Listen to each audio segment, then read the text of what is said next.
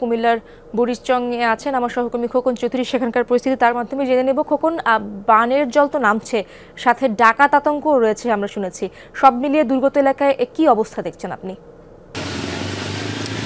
সেরাত, আসলে সকাল থেকে আমরা কিন্তু বুড়িচংয়ের বিভিন্ন এলাকা ঘুরে দেখেছি। এখনো কিন্তু আসলে যে বানের পানি সেগুলো কিন্তু ঢুকছে এইসব এলাকায়, তবে নামছে তাও ধীরগতিতে।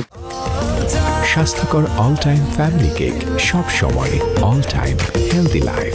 সব মিলিয়ে আসলে যতই পানি কমতে শুরু করেছে ততই কিন্তু আসলে দুর্ভোগের চিত্রটি কিন্তু ভাসতে শুরু করেছে। অর্থাৎ রাস্তা থেকে শুরু করে মানুষের বাড়িঘর সব কিছুই প্রায়, যারা আধা পাকা বাড়ি রয়েছে কিংবা মাটির ঘর রয়েছে সবই কিন্তু আসলে বিলীন হয়ে গেছে। ফলে সাধারণ মানুষ কিন্তু একটি চরম দুর্ভোগের মধ্যে রয়েছে। এছাড়া যে ত্রাণের যে হাহাকার সেটি তো আসলে প্রত্যন্ত অঞ্চলে কিন্তু এখনো রয়ে গেছে। আরেকটি বিষয় যেটি বলছিলেন যে ডাকাত আতঙ্ক, আসলে এইসব এলাকাগুলি কিন্তু আসলে রিমোট এরিয়া হওয়ার কারণে কিন্তু বেশিরভাগ এলাকায় স্পিড বোট দিয়ে এসে রাত্রেবেলা ডাকাত হানা দেওয়ার চেষ্টা করে। তবে এখন পর্যন্ত কিন্তু আমাদের কাছে বড় ধরনের কোনো ধরনের যে খবর সেটি কিন্তু এখনো আসেনি। তো সব মিলিয়ে আসলে মানুষ কিন্তু একটি কষ্টে আছে। যতই পানি কমছে ততই তাদের যে দুর্ভোগের চিত্রটি স্পষ্ট হচ্ছে, এবং তারা বলছেন যে আসলে তারা যে যারা ক্ষতিগ্রস্ত বানবাসী তারা কিন্তু আসলে ঘুরে দাঁড়ানোর জন্য সাধারণ মানুষ যাতে তাদের পাশে এসে দাঁড়ায় সরকারের পাশাপাশি, সেই আহ্বানটুকু কিন্তু অনেকেই আমাদেরকে করেছেন এবং আমরা